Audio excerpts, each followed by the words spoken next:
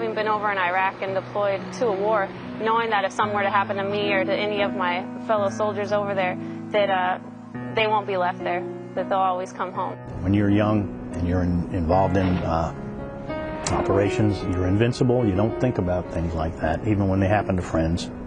You know, we've got a war going on now, and we've got people that are, you know, dying now, and those families need to know that the government does care. In some cases, it's not going to happen until 20 years later, 30 years later, 45 years later, and it's a keeping of the promise that the government makes to its service members who volunteer to give the ultimate sacrifice.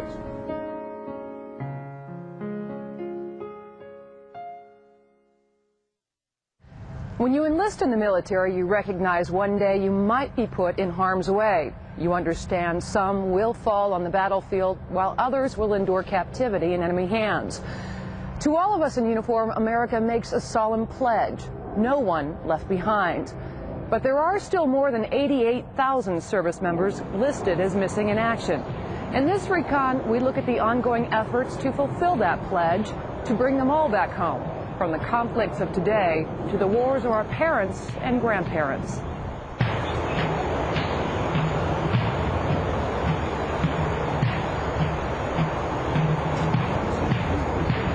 It was one of the most beautiful things I've always heard of Arlington funerals, but it was beautiful. It gave a certain amount of comfort that there was that much value given to my brother. He would have been a statistic, and now he's rated this honor. 38 years to the day after they were killed near Khe Sanh, Vietnam, the remains of 3 Marines and a Navy medical corpsman received full military honors at Arlington National Cemetery.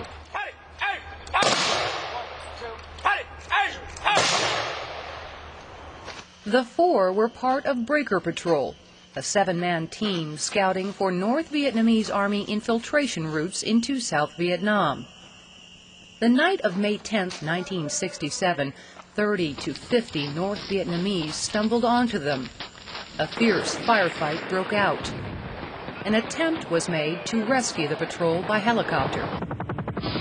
However, due to the heavy volume of enemy fire, they were unable to set down and had to leave and return to Khe Sanh. During this attempt, one of the pilots was killed and several crew members were shot up pretty badly. The firefight had already killed 4 members of Breaker Patrol. Second Lieutenant Heinz Allmeyer, on only his 2nd day in country, Platoon Sergeant James Tice, Lance Corporal Samuel Sharp, and Petty Officer Malcolm Mac Miller, the patrol medic. By daylight, more rescue attempts were made as fixed-wing aircraft dropped napalm on the Vietnamese. Due to the close proximity of the enemy and the heavy volume of fire and the fire started by the napalm, it was virtually impossible to retrieve all the bodies of the patrol members. Only the 3 wounded men were able to get out. They did the map of Khe Sanh and where they were. Sandy Kahili followed Mac Miller's footsteps into the medical field and became a nurse herself. She'll never forget the day she learned of her younger brother's death. When I got home from my job, I worked a 3 to 11 shift. My husband also, he worked at Lockheed, and when he opened the door, I knew something was wrong. And he just looked at me and he said, "Mac," and I collapsed. I have to say, it's to this date the hardest thing that's ever happened to me. There's a hole that will never be filled. So I'd like to find some reports on 2nd ID. Today I was focusing in on the 2nd Infantry Division from the beginning of the war through the end of 1950. The possibility of closure that recovery can bring may be withheld for years. It can take decades to find those who go missing in action or known casualties whose bodies aren't recovered. The search often begins in military record archives, where service members' last known locations may be documented. Unit records for World War II, Korea, and Vietnam are stored here in massive climate-controlled rooms at the National Archives in College Park, Maryland. Sergeant First Class Andrew Wahovia, a researcher for the Defense Prisoner and Missing Personnel Office, comes here to pore through Korean war maps and morning reports. I take it, my job very seriously in that if I were the family members that were receiving this report that I'm creating, I would hope that whoever prepared it had went to the fullest lengths and means that they could to give you the most accurate data and information. And so you draw a personal relationship with the names and those soldiers' cases that you work on, and it's very humbling. Herb Bartolo, a Vietnam vet with 23 years in the Army, is also touched by the work. When you talk to family members, they break down. It really gets me, as you can tell. And it touches me every day. It's just like, I guess, most veterans. The day doesn't go by when you don't think about it some way, whichever war you were in. The work of finding and putting together snippets of information to form a cohesive picture of a service member's last moments before they went missing is a daunting task. That work is coordinated here at the Defense Prisoner and Missing Personnel Office in Arlington, Virginia, and often takes the effort of many people over many years. They are archivists, linguists. They speak to the families. They speak to fellow service members who may have actually been there when the member went missing, or may have been there when we have evidence of their last known position, if you will. And they gather all the clues and they put the puzzle together. Solving the mystery of a loved one's whereabouts is where all of this organization's energies are directed. But the underlying reason for its existence is a matter of keeping faith with those who serve. This is an incredible mission. There is no other nation in the world that has a dedicated effort and a dedicated capability to bring their missing service members home. The Joint POW-MIA Accounting Command, JPAC for short, is another of those resources. JPAC's Central Identification Laboratory in Honolulu is a state-of-the-art forensics facility that's also accredited to do police investigations. Dickie Heights, a Vietnam veteran and special assistant to the commander, compares the mission to detective work. He works on developing leads that may end with recovery of remains. These wounds in these families' hearts are fresh. They're not 25 and 35 and 40-year-old wounds. They're like they're today.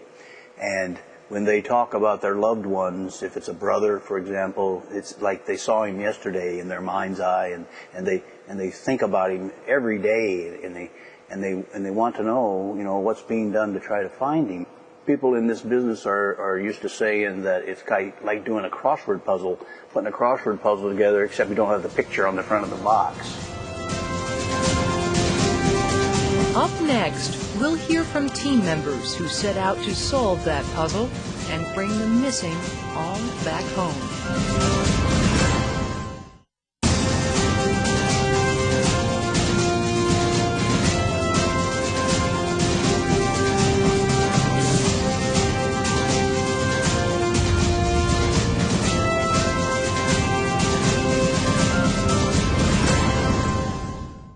What we're going to do is a river crossing across here, and we're going to go off to the right for about 4 hours that way. So we're going to go over this crest here, 4 hours just this way. And then we've got another peak about 14,100 feet. JPAC recovery teams get into some very unexpected places. Once solid leads on a missing service member are found, a team will go out to scout the location to determine whether to mount a full-scale recovery effort. The work takes them to remote places on the Korean Peninsula and Southeast Asia, World War II sites in the South Pacific, Eastern Europe, Russia, and even China. It's often forgotten that thousands of Americans served on mainland Asia in World War II. These rare images show Soviet and American troops fraternizing in China in 1944. Oh, careful there. Oops. Okay, this is Site B, directly down ravine. I can't spend a lot of time recording because Stephanie took a spill and has a head injury, so we're moving out. But that's uphill towards Site A. It's a dangerous job, even though we're not getting shot at. It's dangerous. We're out in the middle of nowhere. But out in the middle of nowhere, literally nowhere in Vietnam, you're going out to the local market, and questionable items. Should I use this bottled water that doesn't have the safety cap on it? Yeah, it's something else. The painstaking archival research identifies former prisoner of war camps, battle, and crash sites. Khi ở trên trời, vinh quang khoác lác, nhưng nếu bị bắn rơi xuống đất, thì bọn cứu tá ở lầu 5 góc Mỹ đã dạy cho phi công của chúng đủ cách chiến ác. In exploratory trips, potential witnesses are interviewed and precise locations found on the ground. Once the required governmental permissions are obtained, the recovery teams go in. They'll spend about 30 days on site, hiring local workers to help conduct a full-scale archaeological excavation. We can have between 50 to 300 workers, and basically we have to manage them and help instruct them on how to set up camp and set up the digging site, and there's multiple things going at one time. The work that you do out there is sometimes really tiring, monotonous a lot of times, but when you start to lose track of things, you just bring everything back into perspective while you're there and what you're doing, and it makes it all better. The excavation area is divided into a grid pattern. It's carefully dug up, bucket by bucketful of dirt, which is then sifted, looking for items of military paraphernalia, personal effects, and most importantly, human remains. It gives me goosebumps just thinking about it. We found some teeth, we found some possible human remains, and it's an awesome feeling. It's huge. It's huge, just like finding someone, your own family member. I can't even describe the excitement that you feel when you find a dog tag or you find a tooth with a restoration in it, because that is almost the key that you're going to have to identify these individuals to get them home to their families. Recovery missions can also provide some unique personal experiences for team members. We were base camping on one side of a mountain. We had to walk through rice paddies in the valley to go up another side of the mountain to get to our site. And getting there and finding the guy, it was a site that said that the command thought was unrecoverable, that there's no way that we would be able to find him. We went there, and within 2 weeks we were getting personal effects and found looks like we might have found the guy. The alternative is not to put the bag up there and just hoover the coral out of the way and it shoots out the back of it. The scientific work of the teams is directed by civilian specialists like forensic anthropologist Dr. William Belcher, and some of the work even takes place underwater. In this 2004 mission, the JPAC team searched for remains of Major Quintus Nelson, a Marine fighter pilot who crashed into the sea during a World War II battle for Palau Island in the South Pacific. This is the debt that I owe my father's generation and his father's generation for the freedom that they've given me, and so it's part of the debt that I need to pay back to my country. It's not just a job. I think it's something that they have internalized into themselves, because I think most of these people realize, what if that was me? Particularly the service members. People are always thinking, what if this was me? And so I want to keep that in my mind to do the best job I can and recover these remains. Sometimes diplomacy generates a recovery, and sometimes the cooperation goes both ways. Here, remains from the Korean War are handed over to the North Koreans in a ceremony at the demilitarized zone.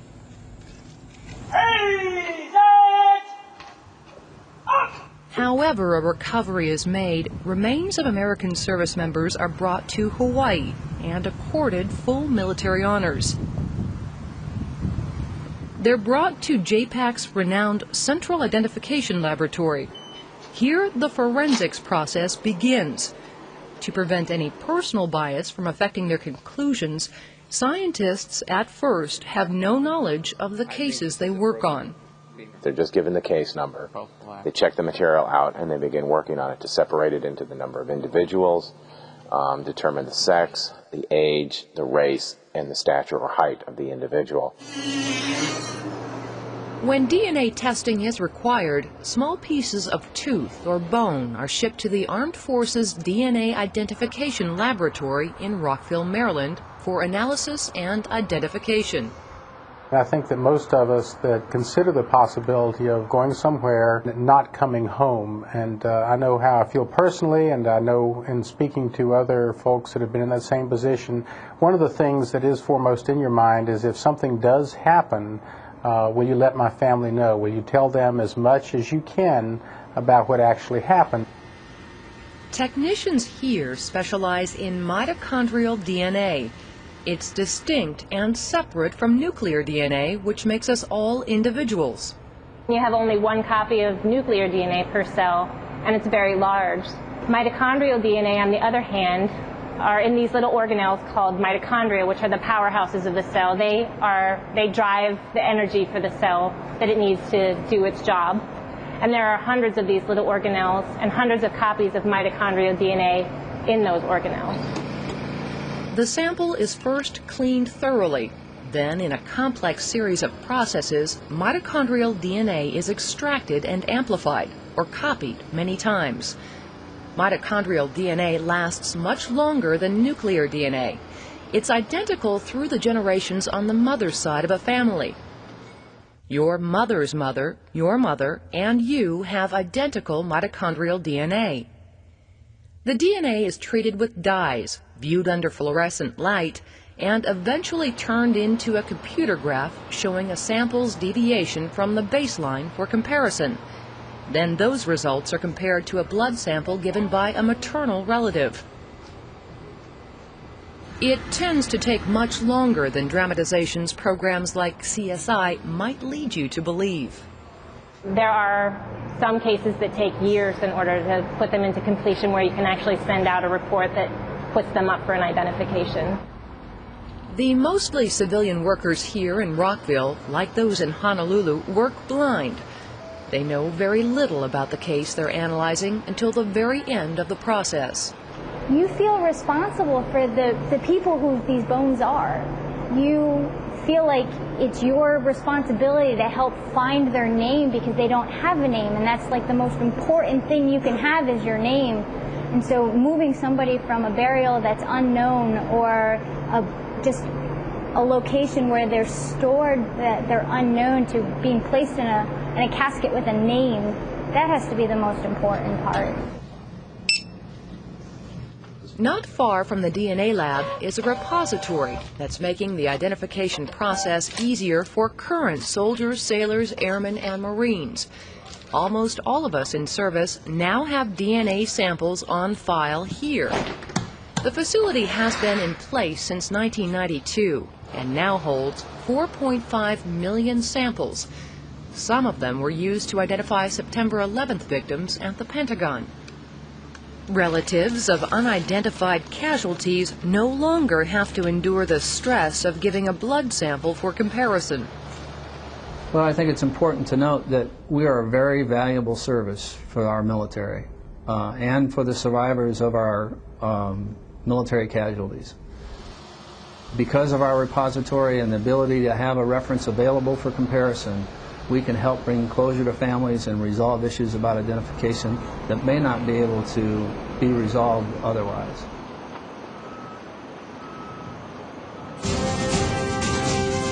Still to come on Recon, Breaker Patrol is finally brought back home.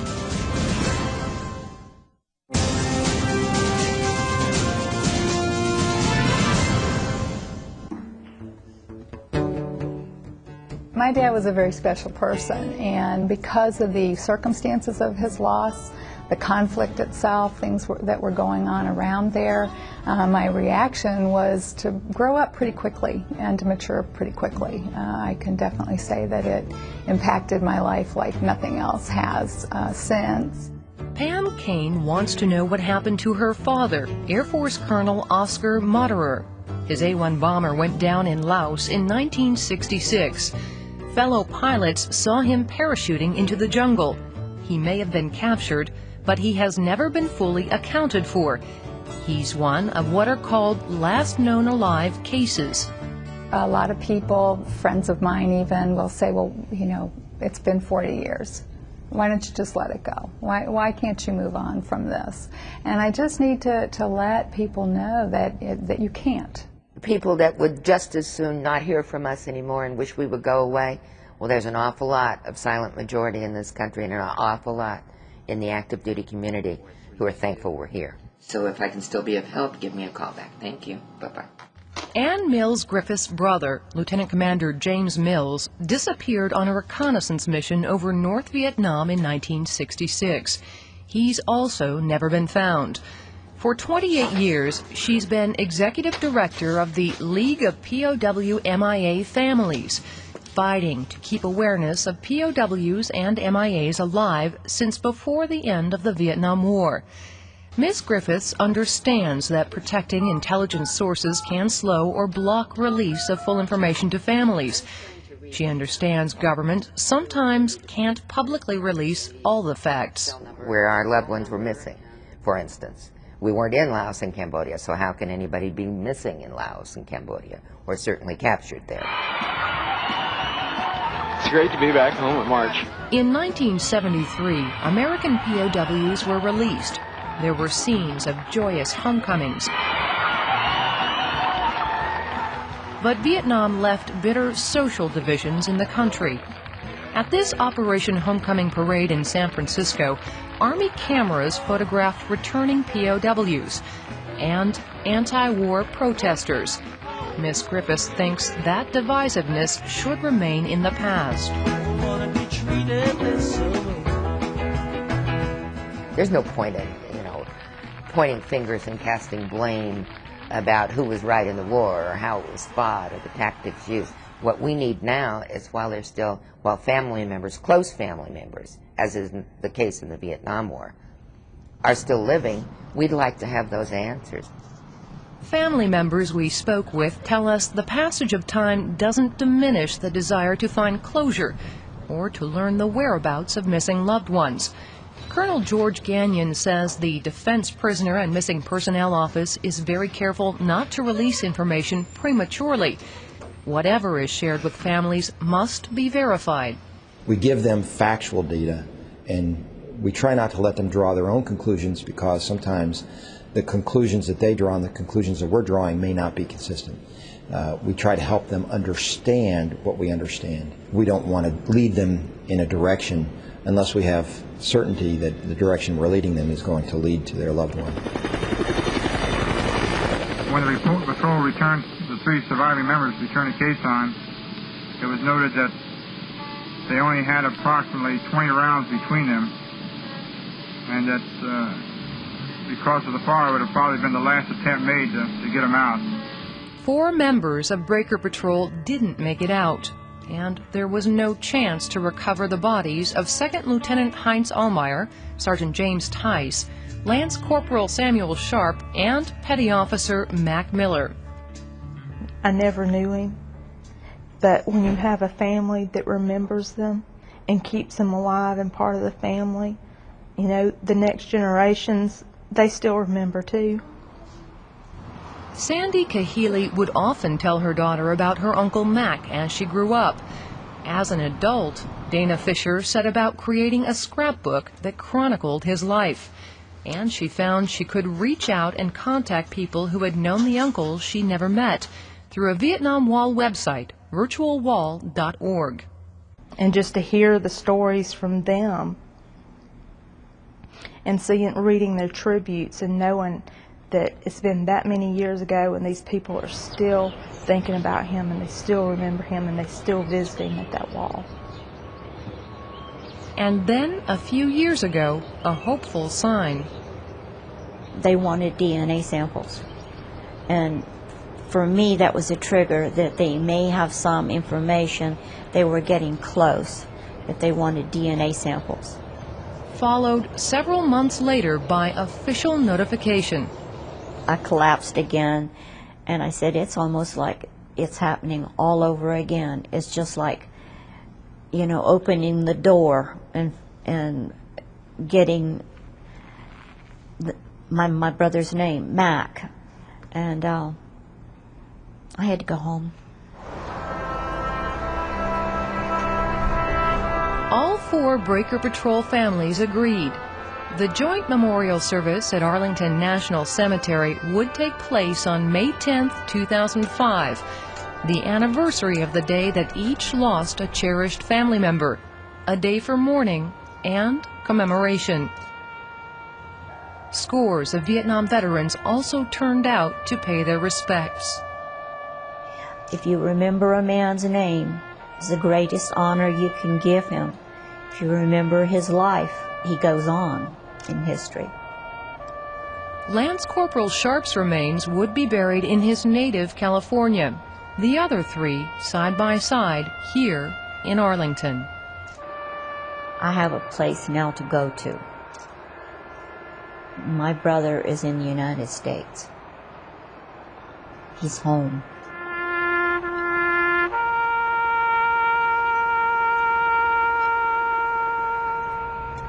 Families who've lost loved ones in service often say how much they value public expressions of respect and appreciation for their missing loved ones.